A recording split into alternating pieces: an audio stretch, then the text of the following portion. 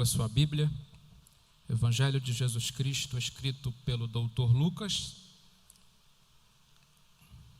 Faremos menção do capítulo de número 16. E o verso é o verso de número 19.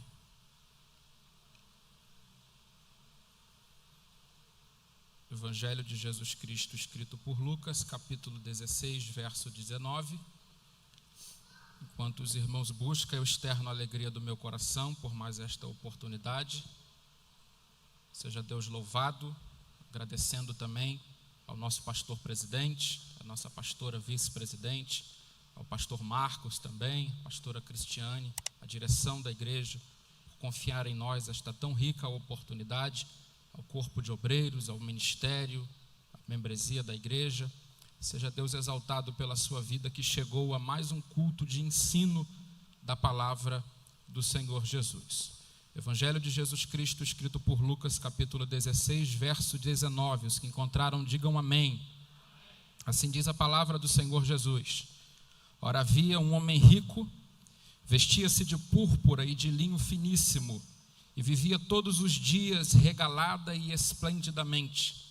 Havia também um certo mendigo chamado Lázaro, que jazia cheia de chagas à porta daquele, e desejava alimentar-se com as migalhas que caíam na mesa do rico, e os cães vinham lamber-lhe as chagas.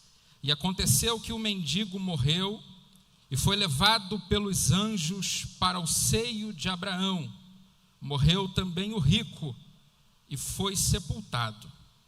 E no Hades ergueu os olhos, estando em tormentos, e viu ao longe Abraão e Lázaro no seu seio.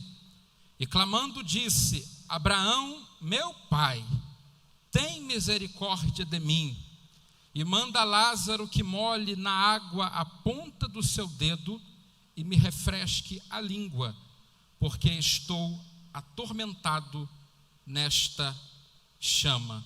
Curve a sua cabeça, vamos falar com Deus. Pai, nós estamos em Tua presença, a Tua palavra está diante de nós, e eu lhe peço, Senhor Jesus, me ajude aqui neste altar, me ajude a entregar ao Teu povo a Tua palavra com excelência, da mesma maneira que o Senhor entregou a mim, com a mesma clareza, com a mesma finalidade, com a mesma eficácia. Permita-me transmitir à igreja, Senhor, tudo aquilo que está no teu coração e tudo aquilo que está, Senhor, no seu desejo de falar. Eu te peço no nome do Senhor Jesus Cristo, ó Pai, que sejam repreendidos agora os demônios que se opõem à pregação da tua palavra, os demônios que tentam turbar o povo, tirar o foco, a atenção, a concentração, sejam repreendidos pelo poder e pela autoridade que há no nome do Senhor Jesus. Que a tua palavra alimente o nosso coração, que a tua palavra seja pão, seja água, seja vida dentro de nós. E ao término de tudo, Senhor, nós lhe prometemos entregar-te a honra, a glória, o louvor e a adoração. Em nome do Senhor Jesus, nós oramos, crendo na certeza de nossa vitória. Amém? E graças a Deus. Se você achar que já de pronto Jesus merece, aplauda-o e glorifique-o, pois foi feita a leitura da palavra.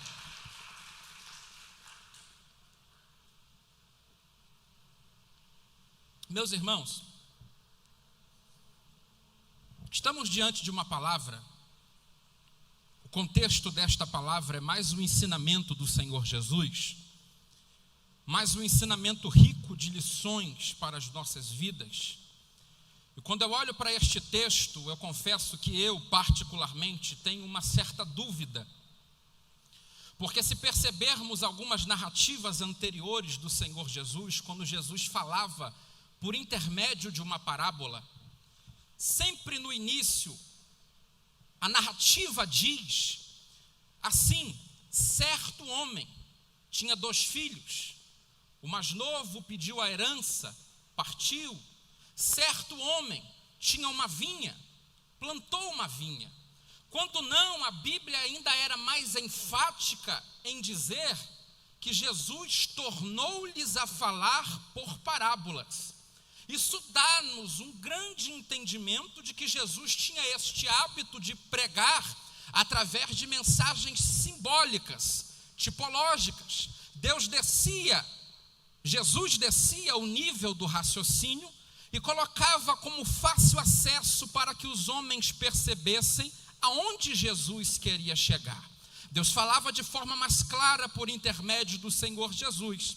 Todavia, quando eu olho para este texto, para esta narrativa, eu vejo neste texto algumas diferenças, porque em nenhum momento no início desta história, desta possível história, está se dizendo de forma enfática que Jesus está falando por parábolas.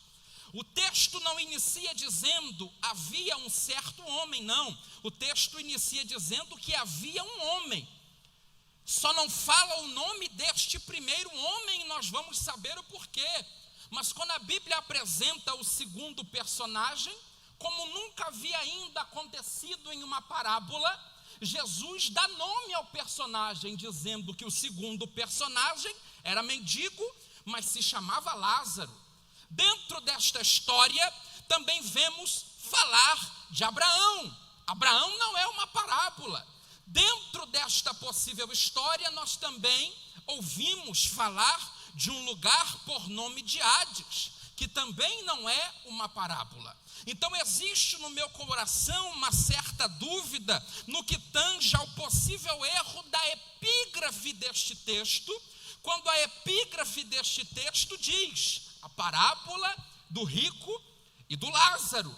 A epígrafe pode errar, a epígrafe pode falhar, a epígrafe pode fugir um pouco de algumas contextualizações, porque a epígrafe não é inspirada pelo Espírito Santo.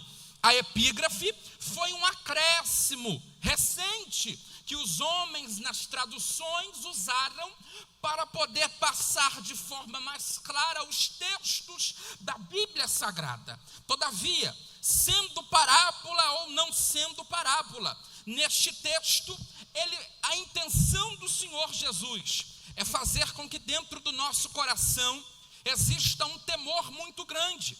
É Jesus dizendo que existem dois caminhos. É Jesus dizendo que existem dois finais. É Jesus dizendo que existem duas portas abertas. E o mesmo Jesus vai dizer que a primeira porta, ela é larga, ela é espaçosa, ela é confortável, mas ela conduz para a perdição.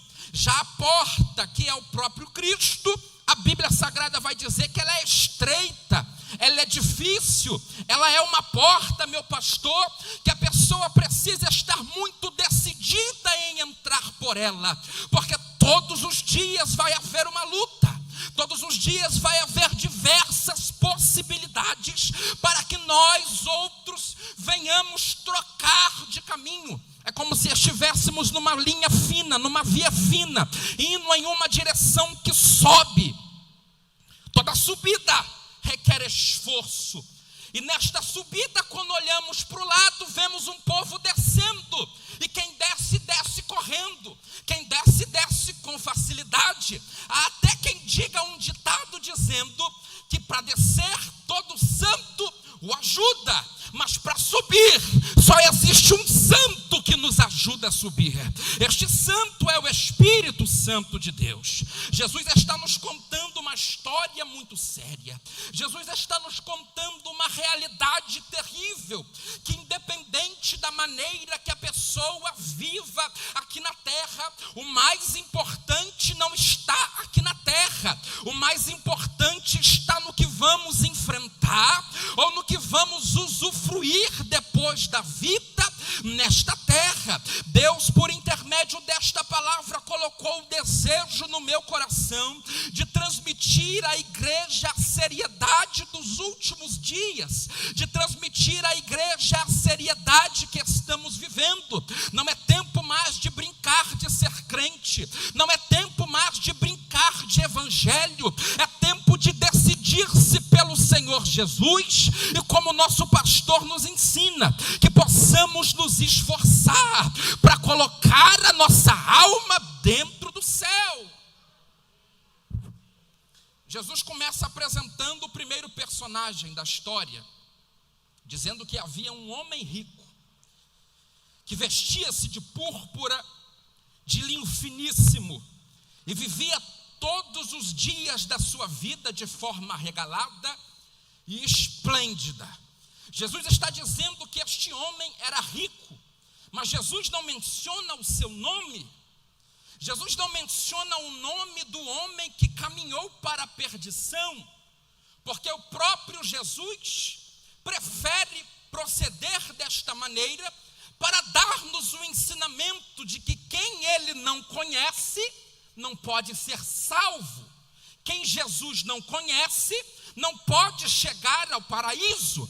Quem Jesus não conhece, de modo algum entrará no reino dos céus. No evangelho escrito por Lucas, se não me falha a memória, no capítulo de número 7, no verso de número 21, graças a Deus eu anotei, vai nos dizer que muitos vão dizer diante do Senhor no dia do juízo: Senhor, Senhor, no teu nome nós expulsamos os demônios, no teu nome nós curamos os enfermos, no teu nome, Senhor, nós profetizamos, nos nossos lábios havia profecia, Senhor.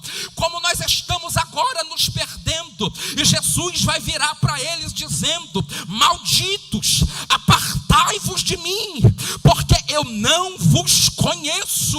É possível o camarada curar o enfermo e Jesus não o conhecer. É possível o camarada expulsar os demônios e Jesus não o conhecer. Lá vai o primeiro ensinamento à igreja: não deixe os seus olhos brilhar com os dons, com os talentos. Está cheio de adúltero aí expulsando o demônio, está cheio de gente na fornicação com profecia na boca, mas poucos deles são conhecidos pelo Senhor, poucos deles Deus conhece o nome. Certa feita os discípulos voltaram alegres, dizendo: Jesus, evangelho escrito por Lucas, capítulo de número 10, versículo de número 17. Jesus, nós estamos alegres porque os demônios submetem-se à autoridade que está no teu nome. Os demônios obedecem, os demônios saem. E Jesus vai virar para os discípulos e vai falar: eu vi Satanás cair do céu como um raio. Aí eu vos dei poder e autoridade para pisar em serpentes e em escorpiões, e sobre toda a força do mal, e ela não vos causará dano algum. Mas não vos alegrais por isto, alegrai-vos, porque o vosso nome está escrito nos céus. Você pode não pregar, você pode não expulsar demônio, você pode não estar curando enfermo, você pode não estar, aleluia, cheio dos dons espirituais, mas alegre-se hoje, porque Jesus conhece o teu nome está escrito nos céus. É melhor permanecer assim, meus irmãos, nos cultos de ensino, sentados aprendendo a palavra, mas se Jesus bradar agora com a trombeta, ele sabe como eu me chamo, ele me chama pelo nome. Livro do profeta Isaías, capítulo de número 42, se não me falha a memória: eu te chamo pelo teu nome, meu servo Jacó, a quem escolhi. Ó Israel, ele sabe o teu nome, ele sabe o teu nome. Coisa linda é ser conhecido por Deus do céu. Deus conhece você. Os pecadores estão escondidos em um esconderijo chamado pecado. O profeta Isaías vai nos ensinar que o pecado faz separação entre o homem e Deus. O pecado é uma parede que separa o homem de Deus. O pecado afasta um homem do Senhor. O pecado, eu vou afundar mais o prego, a Bíblia vai dizer que os ouvidos do Senhor ficam tapados por causa do pecado. É pessoas insistindo em causas, orando, pedindo, buscando, mas não consertaram-se ainda com o Senhor Jesus. Lamento lhe informar, o Senhor não vai atender a oração que está longe do propósito. Se o propósito de Deus para a minha vida é B, não adianta eu pedir o A, não adianta eu insistir no A. Por isso Jesus, quando falou o ensinamento da oração, ele ensinou a orar assim: Senhor, seja feita a tua vontade, tanto na terra como no céu. Quando você começar a orar diante da vontade do Senhor, as coisas vão se encaixando, Deus vai operando, Deus vai fazendo, Deus vai agindo. E o profeta Isaías profetizou que nesta hora, operando o Senhor, quem o impedirá? Não dá para estar casado pedindo para Deus outra esposa. Não dá para estar solteiro olhando para o irmão casado e pedindo: Deus, dá ele para mim, dá ela para mim. Aí não está a bênção do Senhor. Não adianta insistir em oração naquilo que está longe do plano, daquilo que está longe do querer e daquilo que está longe da vontade do Senhor para nossas vidas. Quando eu olho para esta palavra, eu me espanto um pouco, porque Jesus está virando para os discípulos e está dizendo: alegrai-vos, porque o vosso nome está escrito no livro da vida. O vosso nome está escrito nos céus. Só que a Bíblia Sagrada vai dizer que um dos ouvintes ali é Judas. Jesus está virando para Judas e está falando: o teu nome está escrito no livro da vida. O teu nome está escrito nos céus. Só que agora Judas se desvia, se afasta, perde a essência, vende o Senhor.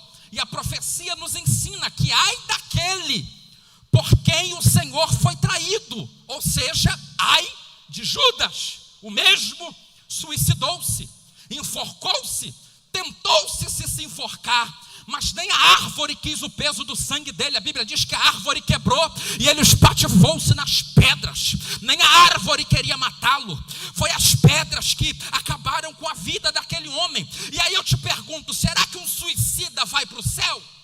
Não, ele foi covarde, ele tirou aquilo que não era dele. E alguns fazem comparações dizendo: e Sansão se suicidou ou não se suicidou? Porque a Bíblia Sagrada diz que quando o Espírito encheu, ele abraçou as duas colunas e caiu sobre ele e sobre os adversários. E aí, foi suicídio ou não foi? Eu acredito que não, porque Deus não ia encher ninguém do seu espírito para se suicidar. Deus não ia dar a Sansão a força para ele se matar. Deus o encheu para ele cumprir o propósito. Como Jesus de braços abertos foi entregue na cruz do Calvário, Sansão é um tipo de Cristo dizendo: eu vou junto, mas eu vou salvar o meu povo. Aleluia. Como um guerreiro que morre na peleja, como um guerreiro que é atingido na batalha, como um guerreiro que entra na frente de um amigo e vira alvo de uma flecha para salvá-lo. Não era um suicídio, era a Sansão cumprindo o propósito de Deus na vida dele. Mas Judas não. Judas se entregou à morte, não foi salvo, pelo menos é o que a Bíblia me ensina. Mas agora eu me assusto, porque algum tempo atrás Jesus havia falado que o nome dele estava escrito no livro da vida. Aí eu pego essa teologia barata que ensina que uma vez salvo, salvo para sempre. Isso não existe. Judas um dia foi salvo, porque Deus não, Jesus não entregaria a tesouraria dos seus negócios para alguém que não era salvo, mas perdeu a sua salvação. Prova para mim, evangelista, com mais clareza que a salvação se perde. Prova Apocalipse capítulo 3 versículo 5 vai dizer: ao que vencer permanecerá vestido de vestes brancas, e de modo algum eu riscarei, ou em algumas traduções, eu apagarei o seu nome do livro da vida.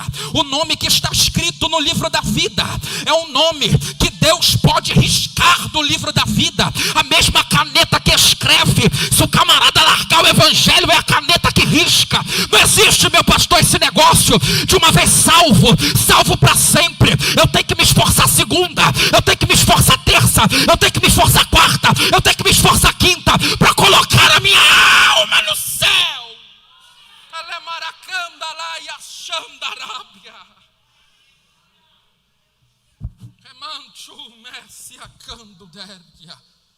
Qual é o camarada que pensa que vai continuar com duas esposas e vai ser salvo? Qual é o camarada que pensa que vai continuar roubando e vai ser salvo? Qual é o camarada que acha que vai continuar fazendo, dando os seus jeitinhos e vai ser salvo? Não, tem que se esforçar, tem que ter azeite na lamparina na hora que o noivo bater na porta.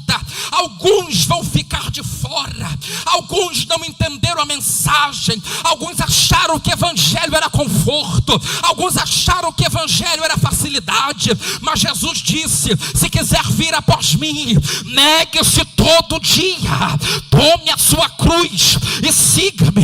Eu profetizo que Deus vai te renovar aqui esta noite, para você continuar caminhando. Eu profetizo que você vai ser renovado aqui hoje, para continuar se esforçando.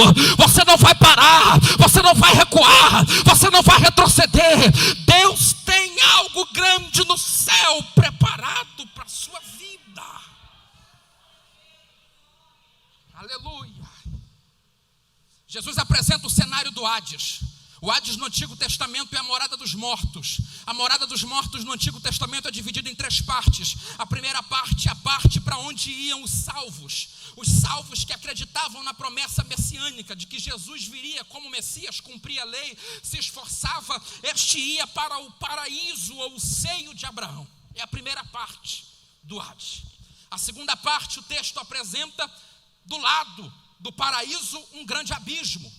E depois do grande abismo está o Sheol, que ainda não é um inferno, é um tipo de preparação para o inferno. Porque até para ir para o inferno o camarada tem que estar preparado. É um lugar terrível, é um lugar desesperador. Jonas, quando fugiu do Senhor, Deus o chamou para pregar em Nínive, e a Bíblia diz que ele fugiu, entrou no barco para Tarsis. Agora uma tempestade pega aquele barco e jogam ele no mar. E no mar um peixe o abocanha. A Bíblia Sagrada vai dizer no capítulo 2 de Jonas, que a oração de Jonas é a seguinte: Deus me visitou quando eu estava no Sheol. Ele na barriga do peixe desceu à profundeza das águas, diácono Juliano. E quando ele chegou lá, eu creio que de dentro do peixe ele ouviu os gritos. De dentro do peixe ele viu o desespero. Era Deus dizendo para ele: quer se afastar da minha presença? É aí que estão os que se afastaram da minha presença. É aí que estão os que não quiseram a minha presença. É aí que estão os que viveram longe de mim. Quando Jonas volta do peixe, Jonas volta crente. Quem não vai ser crente? Quem não vai voltar cheio de ânimo? Foi para a cidade que não queria ir e pregou. Por quê? Porque ele viu que o negócio lá era sério. Jó, quando falou do Hades, que foi salvo, no capítulo de 17, se não me falha a memória, se for possível, coloque na tela versículo de número 13. Jó 17, verso 13. Vai nos dizer, vamos achar aqui, se os irmãos acharem a gente fala, mas diz: se eu olhar a sepultura como a minha casa, nas trevas estender a minha cama. Isso é uma projeção profética simbólica, porque Jó está falando que quando ele fosse ao Hades, ele colocaria uma cama. E por que uma cama? Porque o justo quando morre não sofre. O justo quando morre descansa no Senhor. Mas de lá Jó também bradava que o Redentor dele vivia. No capítulo de número 14, no verso de número 7, também vai nos dar uma lição muito poderosa que virou tema de canções. Vamos comigo para a Bíblia. Porque há esperança para a árvore que, se for cortada, ainda se renovará, e não cessarão os seus renovos. Verso 8.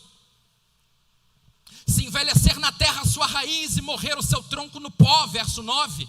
Ao cheiro das águas brotará e dará ramos como a planta. Quem lê isso aí se encanta. Pega a caneta, marca a Bíblia e não lê o que vem depois. Vamos no verso 10. Mas morto o homem e consumindo, sim, rendendo o homem o espírito, então aonde ele está? Verso de número 11. Como as águas se retiram do mar e o rio se esgota e fica seco. Verso de número 12. Assim um homem se deita e não se levanta, até que não haja mais céus, não acordará, nem se erguerá do seu sono. Versículo de número 13, você vai entender onde eu quero chegar. Tomara que me escondesse na sepultura, me ocultasse, até que a tua ira se desviasse e me pusesse um limite, e te lembrasse de mim. Agora sim, o verso de número 14, olha que forte. Morrendo o homem, porventura tornará a viver? Jó é o primeiro livro escrito da Bíblia Sagrada. E no primeiro livro escrito da Bíblia Sagrada, Jó está perguntando: será que é possível o camarada morrer e voltar da sepultura? E quando ele está lá, ele ainda pergunta isso. Mas Jesus mandou Lázaro para lá. E só chegou no quarto dia que ele estava morto. Lázaro já estava lá. Lázaro já estava no Hades. E Jó ainda perguntava: será que se o camarada vir para cá ele volta? Será que se o camarada morrer ele ressuscita? De repente vem um grito: Lázaro, sai para fora. É Jesus dizendo: não há nada impossível para mim. Eu arranco o homem do Hades e faço ele voltar a viver. Oh, glória! Jó fala da árvore por causa disso, porque ele compara a árvore ao homem, dizendo: se a árvore morrer, ao cheiro das águas ela se renovará. Mas e o homem, quando morre, porventura tornará a viver? Salmo de número 88, versículo de número 11, o salmista também faz uma pergunta dizendo: será possível o evangelho? Será que o teu amor é também proclamado no túmulo e a tua fidelidade no abismo da morte? Versículo de número 12: será teu sinal milagroso conhecido na região das trevas e a tua justiça na dimensão do esquecimento? Olha o que o salmista está perguntando: será que lá, será que Jesus vai chegar lá? Será que Jesus vai poder anunciar a verdade lá? E a Bíblia Sagrada vai dizer que este lugar onde este homem rico estava era desesperador. E por que era desesperador? Porque da onde ele estava, ele via Abraão, ele via Lázaro, ele via o povo salvo, mas ele não estava salvo. O que é que vai para o inferno? O corpo, a alma ou o espírito? A alma. O corpo volta para a terra, o espírito é de Deus, Deus recolhe. A alma é que está em jogo. Quando eu olho para esta história, eu vejo uma alma dizendo: tenho sede. Que sede é essa que a alma sente? Não é sede de água, não é sede natural. Ele podia pedir muita coisa, mas ele pede água. Jesus, no Evangelho de João capítulo 4 e no Evangelho de João capítulo 7, vai dizer que esta água, este rio, é o Espírito Santo de Deus. A pior dor do inferno não é a chama. A pior dor do inferno não são as trevas. A pior dor do inferno não é o cheiro do enxofre. A pior dor é que lá não há Deus.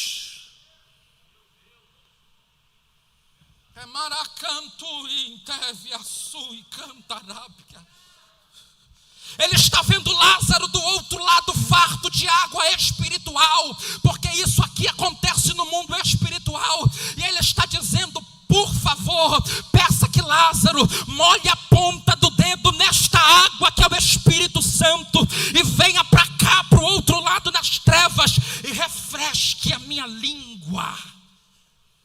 Quem está perdido lá hoje quer esta água. Quem está perdido lá hoje queria ter a oportunidade que você está tendo de beber das águas da vida aqui esta noite, de beber das águas do Espírito Santo de Deus. Nós não estamos vendo, mas no mundo espiritual está correndo um rio aqui no nosso meio, meu pastor. Este rio é o Espírito Santo de Deus. O salmista vai dizer que este rio alegra a cidade do Deus Altíssimo. Apocalipse de número 22, Apocalipse capítulo de número 22, versículo de número 17, vai nos dizer assim: o Espírito e a noiva proclamam: vem. E todo aquele que ouvir responda: vem. Quem sentir sede, venha. A todos quanto desejarem, venham e recebam de graça da água da vida. Ninguém que está lá vai poder dizer: ninguém me ofereceu esta água. Ninguém que se perdeu vai dizer: eu não podia chegar nesta água. Deus está dizendo: a quem quiser venha e beba de graça. Beba todos os dias, beba de manhã, beba de tarde, beba de noite, beba de madrugada. Beba da água da vida. é o Espírito Santo de Deus. A Bíblia Sagrada vai dizer que quando Jesus na cruz do Calvário bradou dizendo: tenho sede, a sede era física, mas também é simbólica, porque ele por nós sentiu a sede espiritual também, porque pela primeira vez ele precisou se desligar de Deus e do Espírito, quando ele disse: Pai, nas tuas mãos eu entrego o meu Espírito. Ele estava entregando porque o Espírito é santo, e ele estava carregando todas as nossas iniquidades. E por estar carregando todas as nossas iniquidades, não dava para ele permanecer ligado com o Pai e com o Espírito. É por isso que ele olha para o céu e grita: Deus meu, por que me desamparaste? O salmista havia ensinado: sou moço, fui moço, agora sou velho, mas nunca vi um justo desamparado.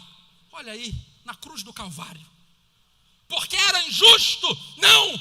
Paulo vai dizer que ele se fez injustiça por nós, que ele se fez maldição por nós, ele se afastou por nós para carregar as iniquidades, para pagar o preço. A pior dor que Jesus sentiu na cruz não foi dos cravos, a pior dor que Jesus sentiu na cruz não foi da coroa, a pior dor que Jesus sentiu na cruz não foi da lança, a pior dor foi quando ele olhou para o céu e percebeu: o Espírito está longe, aleluia, o Pai está longe.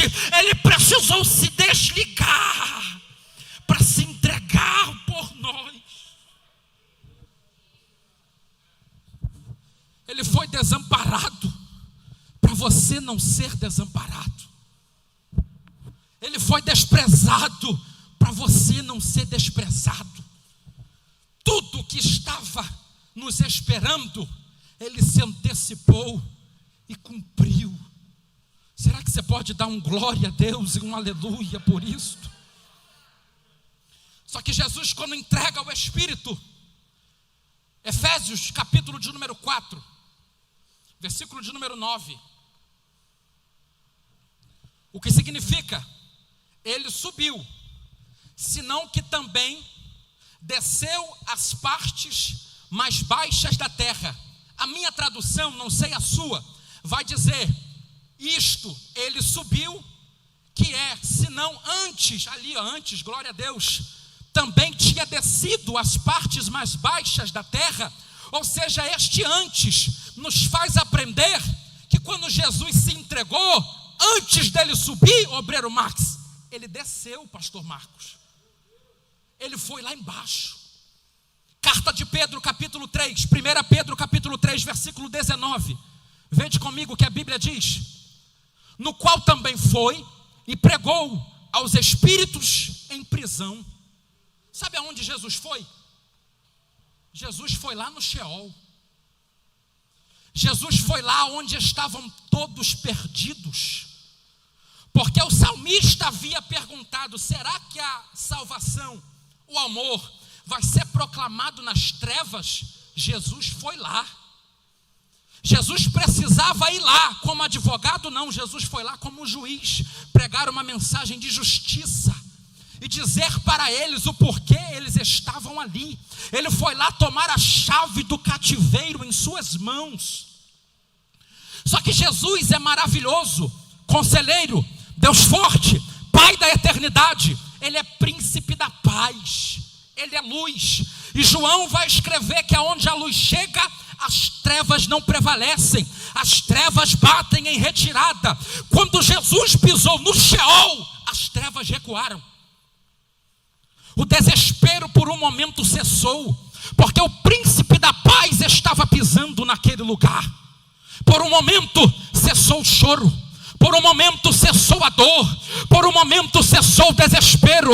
O maravilhoso conselheiro estava naquele lugar, só que ele prega a mensagem de justiça e não fica lá, ele sai. Quando ele sai, volta o choro, volta a luta, volta a tormenta, volta as trevas, volta o enxofre. Ei, você é bem-aventurado porque para você tem jeito de não ir para lá. Você é bem-aventurado porque ele te salvou, porque ele te resgatou, porque ele pagou o preço. Nós não vamos conhecer este lugar, nós não vamos conhecer este lugar. Ele vai lá embaixo. Quando ele sobe, a Bíblia Sagrada vai dizer que os anjos que não eram onipresentes vão perguntar, Salmo de número 24, a partir do versículo de número 7. Deus abençoe os meninos da mídia, do som, que estão nos ajudando. Salmo de número 24, versículo de número 7. Olha o brado no mundo espiritual. Quando Jesus estava subindo: levantai, ó portas, as vossas cabeças, levantai-vos, ó entradas eternas, porque entrará o Rei da Glória. Os porteiros do céu, aleluia, presbítero Cláudio, que não são onipotentes, não são onipresentes, não são oniscientes, não são onividentes, estão perguntando no versículo de número 8, pula para o versículo de número 8, seja Deus exaltado. Olha o que os anjos estão perguntando: quem é este o Rei da Glória? E estão respondendo para os anjos, os que estão subindo: ele é o Senhor forte e poderoso, o Senhor poderoso na guerra, ele é o Rei da Glória. Está Jesus subindo para abrir as portas do céu. Ele inaugurou as entradas celestiais, aleluia. E os anjos perguntavam: quem é este o Rei da Glória? O profeta Isaías também viu esta cena, mas o profeta Isaías detalhou mais ainda, porque ele vai dizer que os anjos olhavam um para o outro e diziam: quem é este que vem de Edom? Quem é este que vem de Bosra? Ele vem vestido com vestes vermelhas, ele vem esplêndido e ele vem marchando. Aí ele responde, se eu não me engano é Isaías capítulo de número 63, versículo 1, ele responde: eu sou aquele que faz a justiça, eu sou poderoso para salvar. Aí os anjos vão perguntar: por que a tua veste está vermelha? E ele vai responder: porque eu sozinho, sem o Pai e sem o Espírito, pisei no lagar da ira de Deus, e pisei nas uvas daquele lagar, e respingou nas minhas vestes. Ele pisou no lagar por você, ele manchou as suas vestes por você, ele enfrentou sozinho por você. Ele é o Rei da Glória nas nossas vidas. E Deus me trouxe aqui esta noite para perguntar à igreja: vida ou morte, qual vais aceitar? Existe um céu preparado, existe um inferno também preparado, mas o desejo de Jesus é salvar a tua vida, a tua alma. Igreja, a palavra hoje é esta e não outra: esforçai-vos para que possamos colocar a nossa alma dentro do céu. Se você crê que esta palavra é verdadeira, aplauda e glorifique ao nome do Senhor. Eu agradeço a oportunidade.